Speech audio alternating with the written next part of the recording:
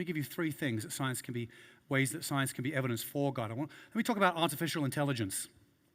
So for years, people would laugh at Christians, especially, saying that, we can go alone in our houses and pray, and, that there's going to be a God out there that's going to hear us all and answer our questions and, change things in the real world for us. And people mocked that and said, that's ridiculous, that would never happen. And then, now we have Google and Alexa, right? So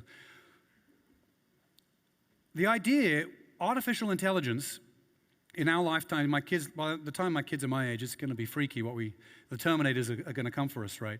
So artificial intelligence is going to become more and more advanced, stronger and stronger. It's going to actually mimic God-like power. I don't want to freak anyone out, but it will be so impressive, so powerful at some point that people who have denied God will start to think, wait a second, there's this tangible thing that we have now that is beyond any intelligence that we have, that does things that we don't even understand what it's doing and why it's doing them.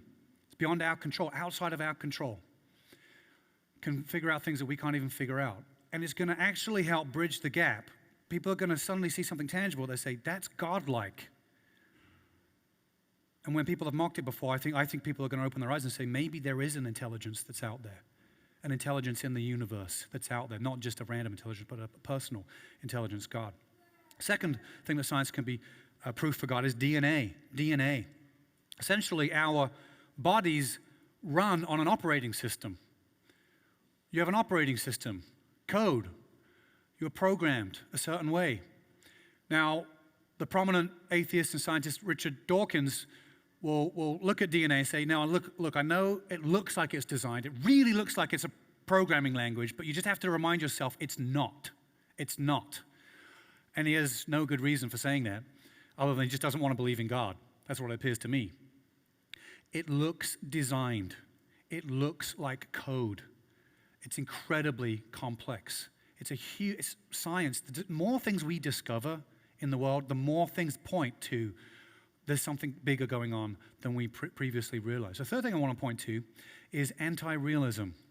Anti-realism.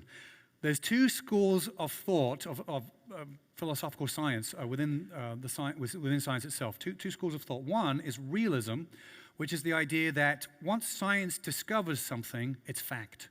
It's just fact. That's exactly what it is. That's one school of thought.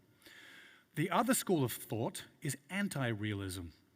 Most scientists are anti-realists. The majority of scientists fall in the second camp of being anti-realists, where they say, once you have a scientific discovery, it's an approximation of what is real.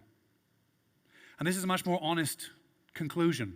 They're coming up with an approximation, because actually it's a real problem even in science itself, because when you try to measure something or observe something, you actually interact with it and change its very nature. So you can't fully ever discern the reality of something without interacting with it, and therefore without already changing it.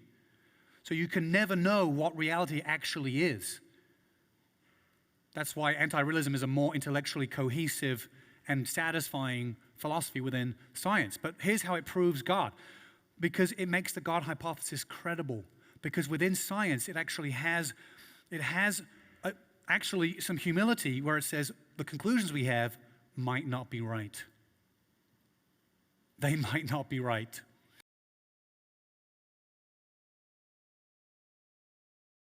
You know what feels really good? Hitting that beautiful like button. It's just sitting right there, all alone with nothing to do. Help it live to its fullest potential. You know what else feels really good? Embracing that subscribe button.